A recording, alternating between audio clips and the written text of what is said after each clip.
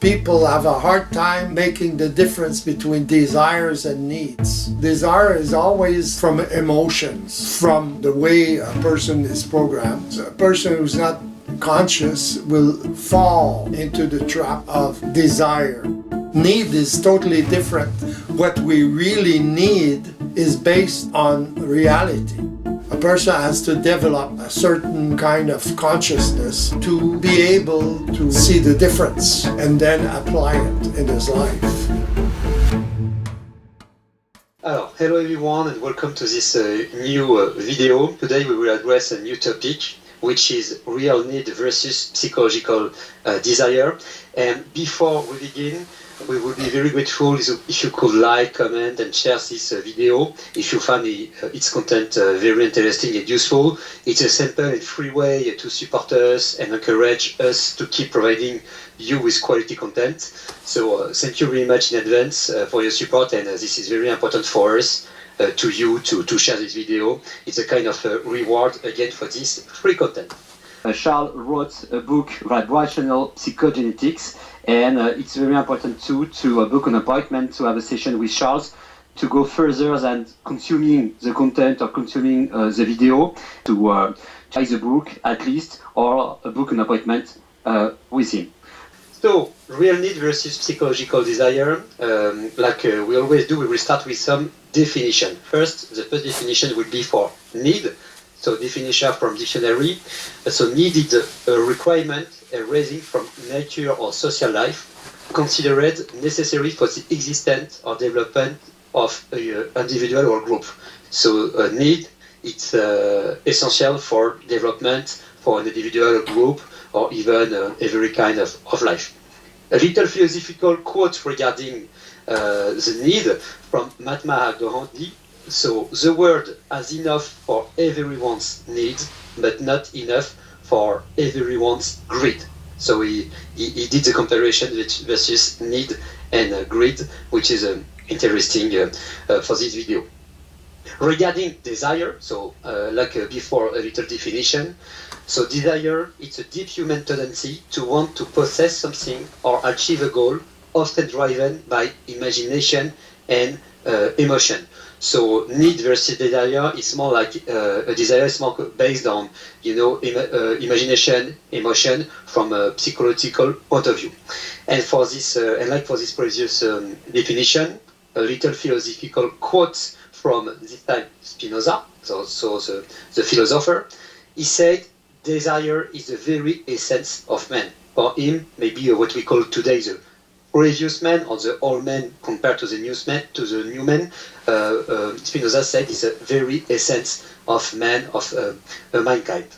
So these two concepts are essential for understanding human motivation. Need is fundamental and linked to survival or development, while desire is more often subjective and complex, influenced by imagination and illusion. We would like to address this topic because we had a previous conversation regarding the access of information, and it's true that even in what we call the Bernard of Montreal works, supramental, or we can see that in a lot of videos, there are a lot of discussion regarding the double, the Akashic library, and even some people from the spiritual world, they are able to channeling. To do a channel with this kind of other dimension. So today my first question will be for you, Charles. What is the fundamental difference between a need and a desire? The difference between need and desire, let's start with desire. Desire is always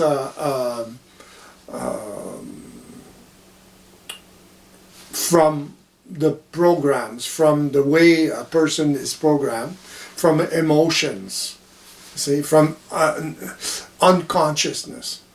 In other words, a person who's not conscious will fall into the trap of desires. And the problem with desires is that the consequences of desire is not necessarily easy to absorb for an individual. You know, he can desire some things or money or a certain amount of money, but not be able to manage it. So he can desire a woman, let's say, but not being able to manage her. You see, so he will have the consequences of his desires. You see, especially if he gets them. You know, if he doesn't get the desire, if it doesn't materialize, then he will suffer from anticipation of what he desires. When he gets it, most often he won't be able to absorb it, like the example I just gave.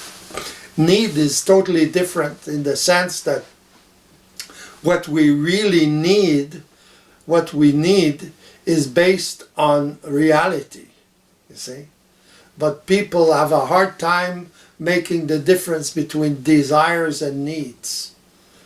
See, a person has to develop a certain kind of consciousness adjusted to the systemic reality to be able to see the difference and then apply it in his life. Need is totally different. It's based on things we really need, you see. But how to make the difference? A person who desires some things, he will say he needs it, you know. But his needs are amplified by his memory, his programs, etc., etc. So basically, that's the difference. And during the introduction, I was speaking about, the concept of the double from Bernard de Montréal, or even some people that pretending to be able to do some channeling, some connection with something or other dimension. Mm-hmm. Why in every of these, spiritual, psychological stories, the information is always from something else than ourselves? From outside, you mean? Yes. Sorry. From outside. Yeah. From an entity or something people imagine. Because everything is outside themselves, in the sense that they identify to their programs, they identify to their thoughts, they they are subjected, because of that, they are subjected to the emotional link with others. You see, the collective. So because of that, they always see they are addicted to what people think of them, the value people will think of them, of what they do, everything. So that's why they have a tendency to try to find outside themselves. They're not centered. You see, they're centered to the collective, to the others, to the judgment of others, to the rejection of others, and all that. So they're subjected to that. Because of that, they have a tendency to look outside themselves, because when they are connected to others, emotionally connected to others, they have a tendency to personalize. They have a tendency to rely on things that are outside themselves, because they're not centered. You see, they're off-center. So once they develop more of being centered, then they tend to not be as much subjected to outside influences.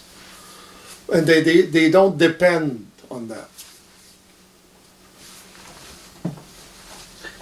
And regarding information, they don't depend on that, they don't depend on what the other people will think about them. And in order to prepare this interview, I remember that in one of our video, we say that the thought, are from elsewhere. So the need of this information and the very information, like thought, come from elsewhere too, because we were saying that some people with a psychological mindset, we will be very subjective to other, and they will try to seek the truth, seek the reality from other or from other place. But the information, like thought, come from elsewhere too, or not? Well, the information is there for someone to observe it. It's just like physics, you have to observe the mechanisms of physics, of material physics, to discover or to create a science, or to develop science. It's the same thing at the psychic level. You have to observe the mechanisms.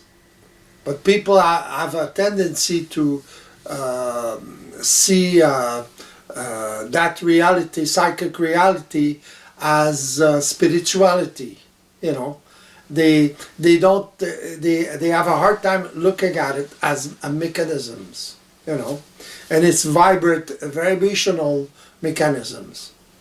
Everything functions in life functions through vibrations. If you take sound and you put sand or anything else, it will create a pattern. So everything is vibrational in the universe. The language is vibrational. So one has to adjust to that. So we have to discover, we have to observe the mechanisms, the vibrational mechanism, in order to awaken to that. You see? The more we observe the mechanism, the more we awaken. Awakening is not a spiritual realization or intuition, and then you know everything. It doesn't work like that. People have a tendency for instant awakening. Awakening is not instantaneous. It doesn't come in an instant. You see? It comes gradually as we build experience, as we accumulate experience, like anything else. To think that we can awaken just like that is not very adjusted to reality. Sorry. Yes, and this theory that sometime, one day, when people will just walk like that, you can find it even in a religion. Today the Messiah will come, and all the truth will be revealed. When you read the Revelation, it's some higher power that will enlighten all the humanity. So, what is the difference with this kind of revelation thing, which is a one shot, versus the current realization? It might be interesting to compare these two notions. The realization, when you start to to awake, you did a little step by step of realization, versus this very psychological, even religious concept of boom, one shot revelation. It's because people are programmed and they have a tendency to think that once they comprehend something, they acquire it. You see? And it belongs to them. in the sense that they can do it instantly. Psychological consciousness has a tendency to make believe to the individual that kind of thing. They want it right away. They have a tendency to do that. They're not conscious of that, but they believe that they can awaken just like that because it's a revelation and whatever. So they seek all the time those kinds of instantaneous things, you know, and people will sell them those things, and they go for that in mass, you know. But if I say to people, well, it's gradual, it takes time. It takes time, the time of the experience, the accumulation of experience to acquire a certain consciousness, to awaken. You see, so in the realm of the systemic reality, one has to observe first. As you realize a certain amount first, and then realize, and then the more he can observe the mechanical reality of the system, the more he will awaken to the system. Awakening has to do with the awakening to the mechanism, the vibrational mechanism of the system. Nothing else. And it's very particular. A person cannot think that in advance, cannot comprehend that. You can only live it in the sense of live the action of observing, you see, the mechanism. Once you live that kind of experience, then you awaken to that reality gradually. See? And again, like we said in some previous video, because we are saying that you need to be able to observe, to gain some experience. Mm-hmm. But we have one thing here. You might fall into interpretation. So you need a mentor. Maybe it will not be enough to be okay. Today I will observe, because you will have your psychological mindset, you will have your own interpretation, and you will be stuck in this, psychological reality. So it's to be able to observe, but to be able to observe, you need a mentor. Yes, and you need to observe in a meta-conscious way. In other words, once you observe the mechanism, the automatisms of consciousness, of thought, of a lot of things, a lot of mechanisms, then you develop that kind of observation, and you awaken to that reality. See? So once you awaken to that reality, then you're more open to absorb that reality. That's the way it works, Otherwise, you're always interpreting psychologically that reality. See, you can observe psychologically, then it's filtered by your psychological consciousness, and you don't know it. You're used to that. You identify to that. The problem for man is ignorance of systemic reality. What he calls the invisible is systemic reality, the mechanisms of systemic reality. So he has to approach it in a very scientific way. Otherwise, it's in a phantasmagoric way of approaching reality. And people have a tendency to do that, and they buy that very easily, because it's instantaneous. instant. It's always right away. They get they want the results right away instead of building. And where does this need of right away? Okay, I want something very very fast right now. Where does it come from? It's from fear. It's programmed in psychological consciousness. Once you understand something, you think that you can do it. But once you start doing it, let's say, it's not the same thing. You see, you have to learn how to do it.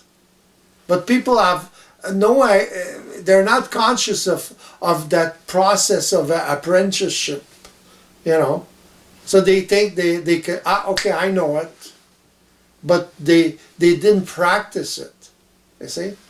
And it's a trait of psychological consciousness to believe that.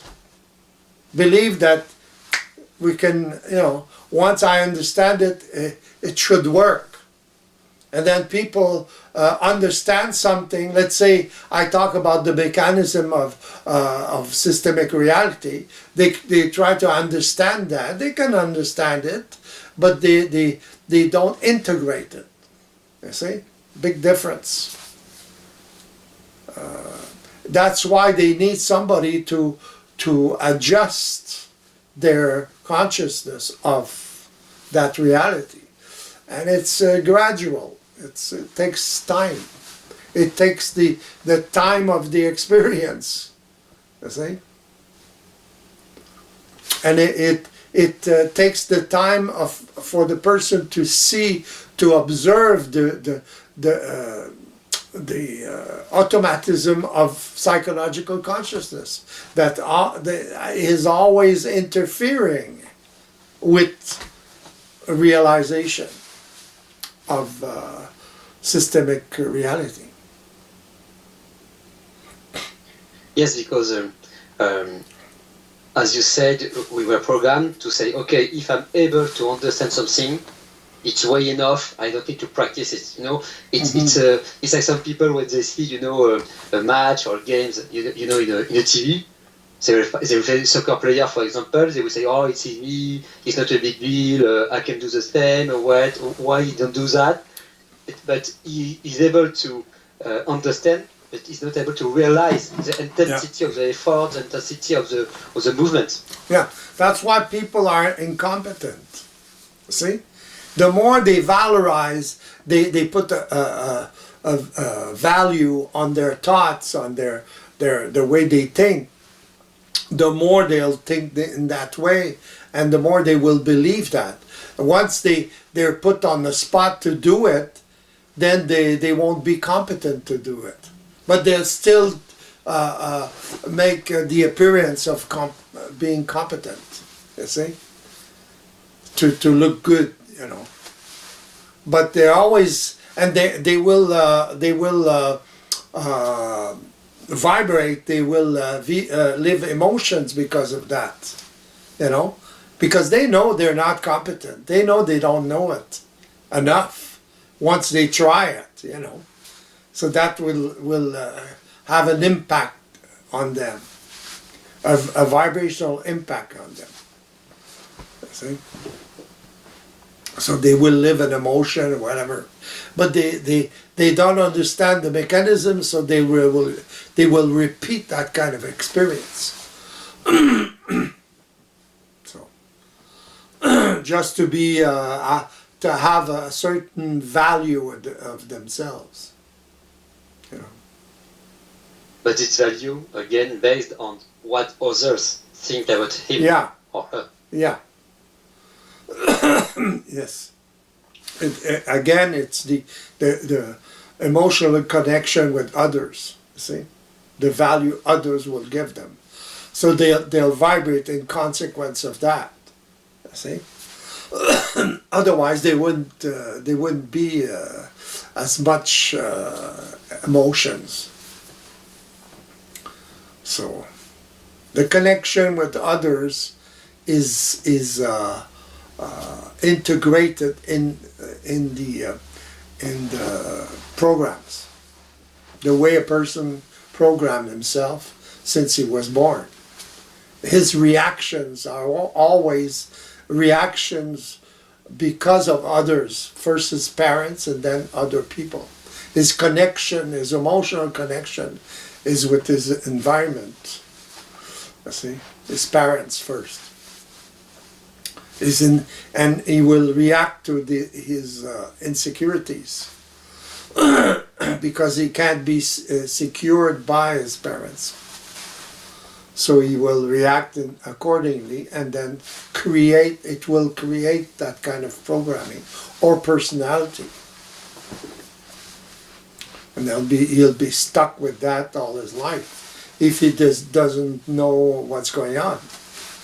That's the involutive consciousness. See? People have no idea what's going on. They're being manipulated by life, by programs, etc. Programs that are not adjusted to reality, because the parents weren't adjusted, and then the grandparents and all the ancestors weren't adjusted to that reality. That's what creates the involutive consciousness of humanity.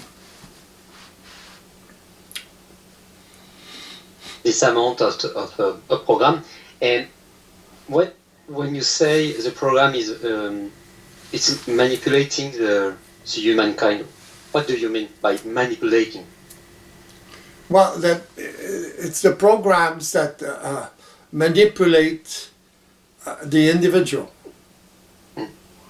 So if you if you have individuals which are not conscious of or not adjusted to systemic reality, then you have a humanity that's involutive or manipulated by an involutive consciousness. And then you have all the repercussion of all that in life, you know, in their environment and all that. They will act a certain way, react a certain way, see, psychologically. So they won't know what the consequences of their actions are. That's what's happening today. Because of a lack of consciousness or meta-consciousness. They're not conscious of the system. So how can they adjust to the system? They're being manipulated. They suffer because they're not adjusted, but they don't know that. Somebody has to tell them, explain to them why they suffer. They suffer because they're not adjusted. They suffer because they don't know what's going on. They don't know the mechanisms. They don't know. They're totally ignorant of of programs, of emotional memories and all that. See, emotionally charged and memories. They have no idea. That's why they call it the invisible. They can't see it.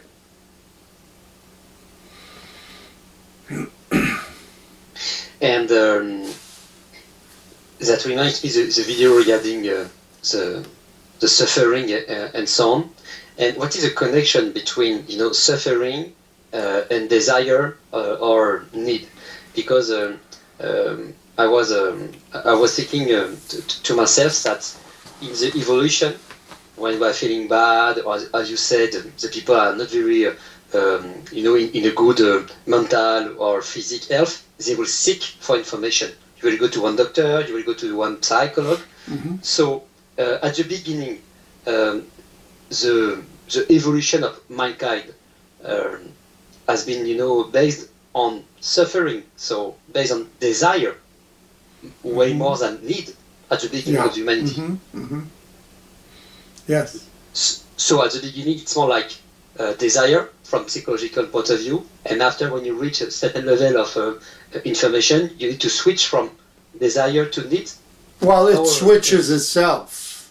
Once you become conscious of the mechanism and you apply it, then you can't function psychologically anymore, or more or less and less, you see? Because you're developing a capacity of observation of the mechanisms, of the automatisms. Because human beings are automatons. They act automatically, see? And they don't realize that. Once they know about, they start experimenting with observation, they will realize that they are automatized 100%. You see? What they think about their consciousness, their actual consciousness, is purely automatic. There's not much space for meta consciousness in that, or real consciousness. They have a certain consciousness, but they can't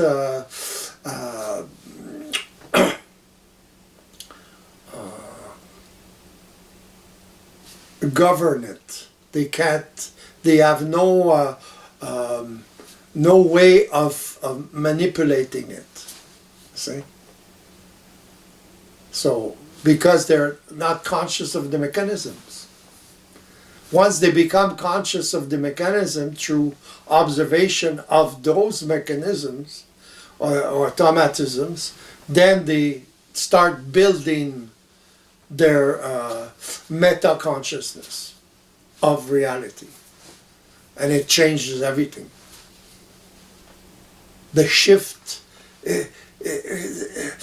there's a shift from, it starts to shift from psychological consciousness to meta-consciousness or multi-dimensional consciousness.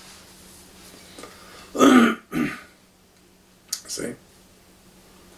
And this is a shift that you need to automatize. But again, when we say shift, people will thought that it's like a button, like okay, yeah. You are in psychological and boom, and or an intention to shift, but intention to shift is not enough. You see, you gotta live the action of observe.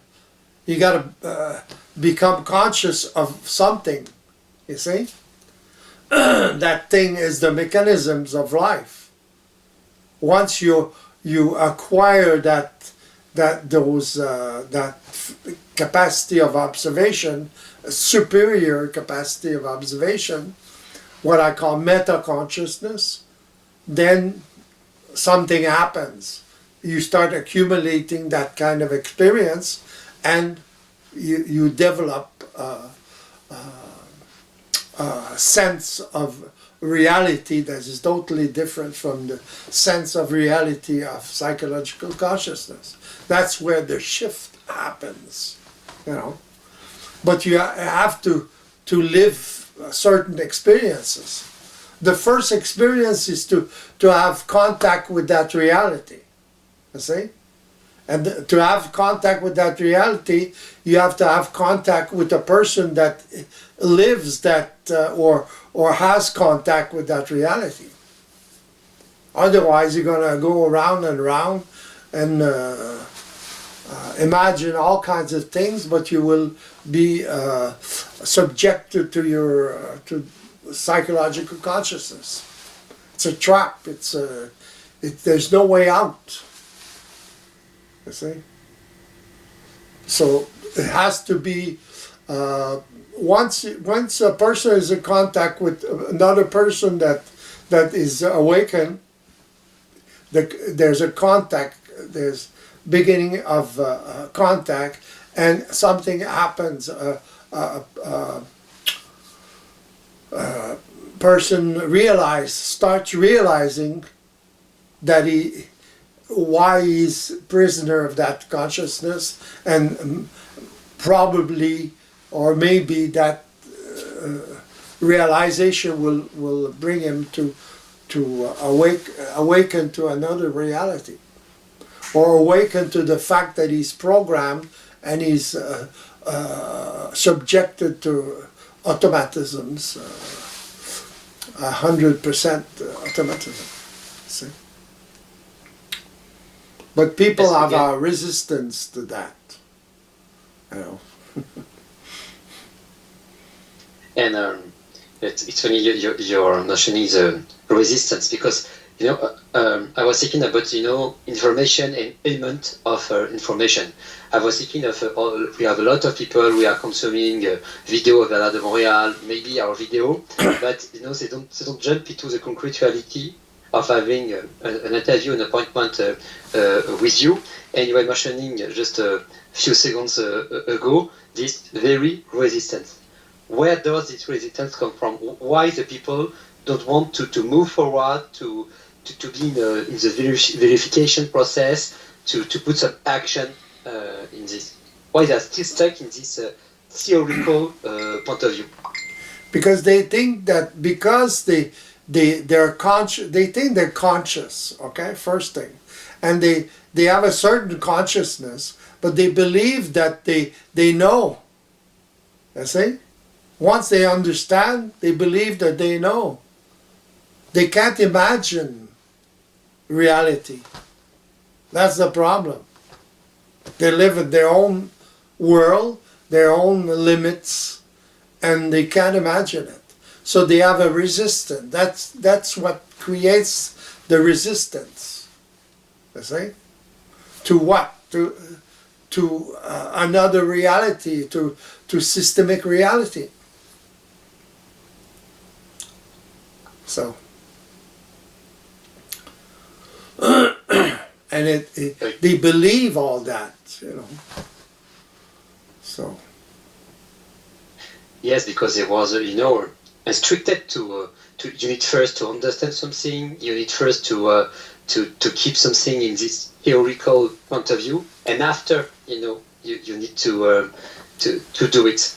Because right now, the kind of vibrational, multidimensional point of view, multidimensional perspective, it's the exact contrary of what we were taught in school. In school, we will say, okay, if you want to catch this information, you need to memorize it very quickly. Mm-hmm. Again, it's a very instantability perspective, mm-hmm. And we were like programmed to be stuck in this psychological reality. Yes.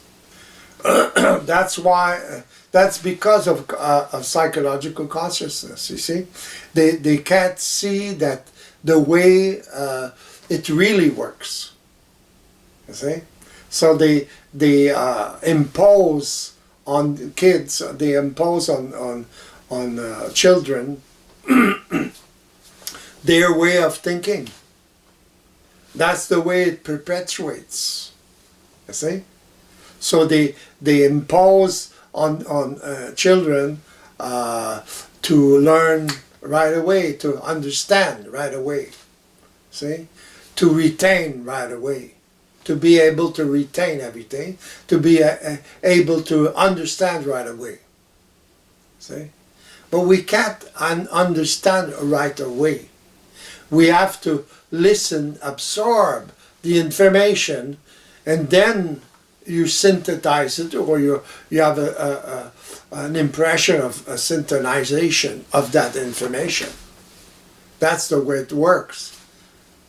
But if you impose all the time, if the education today, they impose understanding right away and retaining right away, it creates tensions on the children.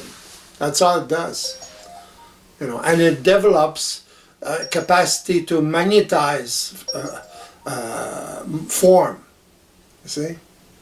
So a child has to really force himself to concentrate on the form he's being taught, to retain it a little bit and try to understand it a little bit. It's based on belief more than anything else. You know, what the professor, what the teacher believes, then he says, well, it works like that, so you have to believe that it works like that. You see? But it's not part of the experience of the child. If the child will just absorbs the information, it will reveal itself to them once it's synthesized. See? And it will it will retain itself. Once in context, then it will come back. But to right away retain it and try to remember it, that's forcing the energies. It's not adjusted to reality. You see? That's why there's so many problems with education today. Children have a hard time with that. They have tensions because of that. Imagine they take children at 6 years old and they stay in school for how many hours? You know? And then they pound knowledge in their heads like that. They force them to remember, to write, whatever. It's a machine. This is more machine than the people think. You know, they think it's normal to live like that, but it's totally mechanical. It's a machine. They make machines out of children that way. In other words, they teach them to, or they indulge them, or they teach them to develop programs who are not adjusted to reality. So. Because you were mentioning the machine, you were mentioning a few minutes before manipulation. It reminds me a lot, you know, the Matrix movie, you know, and the Matrix video that we did together, and we can see here in the way we are speaking about information, the secret information that they have for information, and the big education system, that the education is like built for the machine, and they're like programming others to think as a machine, and without, you know, considering that we can have another reality, you know, above that. So it's reminds me a lot the Matrix movie, and in the movie, you know, Neo was he wants, you know, to find the information, to find a way out, you know. Well, he has to by doing.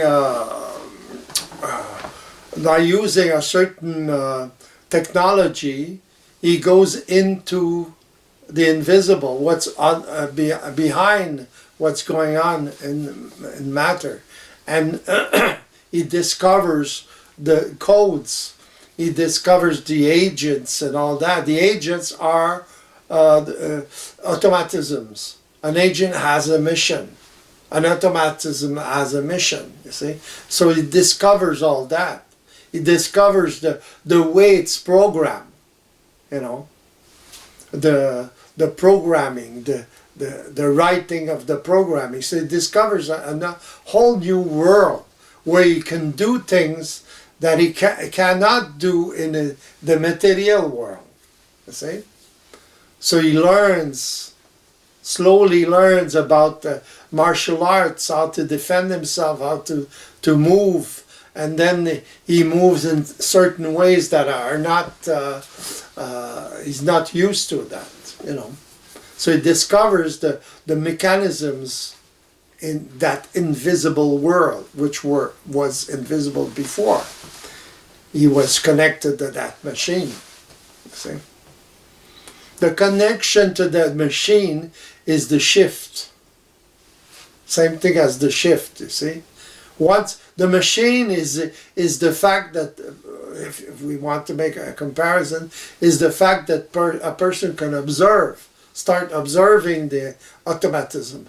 Once the person starts observing the automatism, then it's equivalent of going through that machine and seeing, slowly seeing and being revealed that world, that different world, you see? The world, digital world. It's the same thing. He discovers the mechanism of systemic reality. See, but he has to live the action of observing the mechanisms. Same thing. But it takes a while. It takes certain realizations to be able to do that. A person can't do that like that because he understands or whatever. He has to be in contact with a person that will induce that kind of action, will make him realize. Being induced is realizing. See? And we can do a lot of analogy because in this movie, Neo is able, to manipulate the matrix, to do some engineering in it, manipulate the ability to jump, the ability to learn faster. So we can do a lot of analogy. And regarding analogy, for me it's very important to be precise on this point because in this movie that we are speaking about agent. It was Agent Smith in this movie. And the Agent Smith program, this mission, wants at all costs to stop Neo to go outside. But if we go on in this analogy, maybe we go in a way that can be interpreted by psychological people that will put some intentions, some bad intentions in the agent, in the machine, and this is the beginning of every story regarding the bad guy, the reptilian, or even the archons. Can be more specific about the fact that in our reality, the agents, the program, they don't want us to awake, or it's more complicated. That's the resistance. You see, the agents in the matrix are the equivalent to the psychological resistance. It's automatic. See, the thoughts will be automatic. That will interfere with awakening or absorbing that kind of a reality. Same thing. So the agents try to stop Neo. That's their mission. Their automatisms, psychological automatism. But why? Because this is pure mechanism. It's pure mechanism. There's no why. It's like that. It will try to protect itself, but we can talk like that, but there's no intention. It's just the fact that a person is programmed in a certain way. So the person identifies to that, identifies to what he takes as his thoughts, identifies to the programs. There's no difference between him and the programs. That's why people are not centered, you see? Because the programs, they were built from the connection, the emotional connection with others, with the collective. See? So they're sensitive to the judgment of others, to the rejection of others. So they're not centered. They're off-centered, decentered. That the job of the psychological automatism is that. It's not a job, it's the way it is. Because a person is used to that. He's automatized to function like that, or to think like that, etc., etc. That's the jail, that's the prison, that's the you know, what until he can know what's going on, he can't liberate himself. Impossible. He has to know what's going on. He has to identify what I'm talking about. Identify that he's programmed like that, you know. And he programmed himself, but unconsciously, by his reaction to his environment since he was young. His emotional reaction, that's what creates the program. Memories, the emotional charge of memories, and then the program, then the automatism. Program. Human beings are programmed just like computers. There's no difference. But they don't know it. So, but they suffer from it because they can't identify the fact that they're programmed like that. See? Once they start identifying it, observing the mechanism, then they start liberating themselves from all that. That's the way it works. Very simple, but it's not easy to implement because of the resistance of the agents, which are always 24 hours a day, you know. So it was very important, you know, to be precise in the fact that there is not intention. For example, the agents are working like gravity. No, it's working. It's a pure, you know, program. It's a pure force, and we don't have to interpret. And they are the bad guys. They don't want the humanity to awake. So very important to be specific reading that. In the Matrix, Neo learns from who? From another guy. Morpheus. Okay?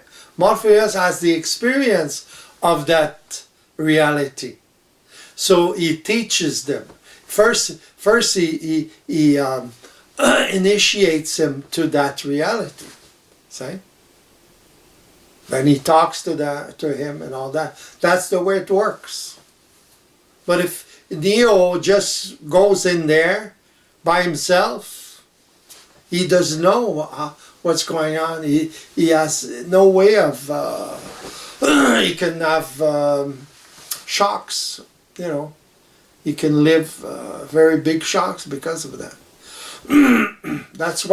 That's what people do when they try to learn about the occult or things like that, you know. Esotericism, spirituality. They expose themselves to shocks like that. They think they can do it by themselves. You know, because they're prisoner of their consciousness, of their psychological consciousness, which filters everything. Some people have a lot of intuition, you know. They're more sensitive, but they interpret in a psychological way what they perceive. That's what creates religions and esoteric concepts, spiritual concepts. You know, they interpret psychologically, but they don't know they're doing that. So imagine. And I would like to come back a little more on this, you know, need versus desire for information. When you were speaking about knowing, how and or when do you know that you are in need versus a desire in information? From your multidimensional point of view, it's like automatic, it's like a lightning, it's like what?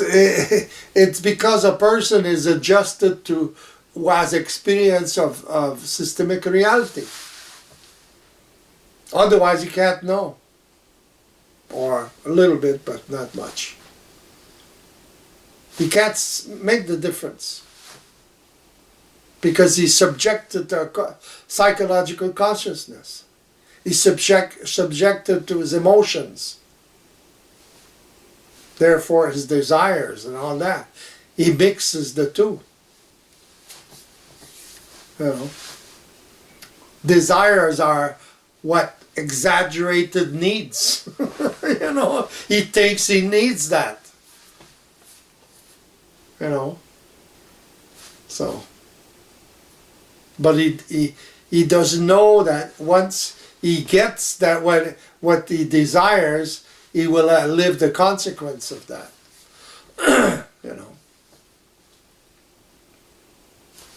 And it's very, you know, the thing is to handle it. You know, can he handle it? That's the problem with desires. But he can't make the difference psychologically. See?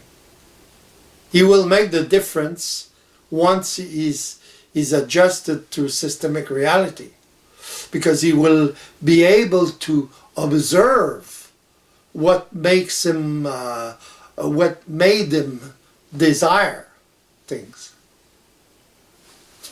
in opposition to needs. Otherwise he can't know. He has a little idea, but for certain, no. He has to shift to that reality first. I talk about needs and desire to explain, to give an idea to people of systemic reality, you know, and psychological reality. So it's an excuse to be able to explain psychological reality versus systemic reality or consciousness, same thing.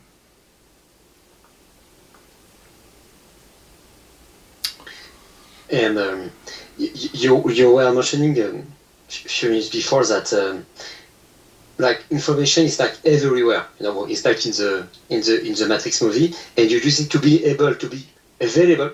This is the term. To watch information, and it's interesting because it's a typical, you know, opposite of what we learn from a esoterical point of view or a spiritual point of view. Because in this kind of you know, story, you need to be, you know, the chosen one in order to have the information. Or you need to be eliminated to have this kind of information. Or you need to believe to this religion, to the other one. And in this multidimensional perspective, it's like the information is just right here, right now, and you just need to be able to catch it, to absorb it. And to observe it, you know, and then absorb it, or at the same time. But you need to, once you have the eyes to see and the ears to listen, then you can see it. But to acquire the eyes to see them takes the experience. But the experience, it takes, to start the experience, it takes a Morpheus to incite Neo to live the experience. That's the way it works. So once a person is available for the experience, then he starts realizing and applying it in his life. There's a lot of adjustment to that, you know. Because of the agents all the time, they're always there, you know, interfering with the shift. They don't want. It's as if they don't want you to shift. It's not that they don't want you to shift. It's that you have habits. There's programs, and programs are very powerful when you don't see them. If you see them, they're not powerful. You have the power. But when you don't see them, they're very powerful. That's why it's very important for a human being to realize that he's totally programmed, totally automatized. Once he realizes that, then he has the power to program himself in more adjusted way, more adjusted to the systemic reality. Human beings are not adjusted to systemic reality. That's the problem of man or humanity today. Charles wrote a book, Vibrational Psychogenetics, and it's very important too to book an appointment to have a session with Charles to go further than consuming the content or consuming the video, to try the book at least, or book an appointment with him.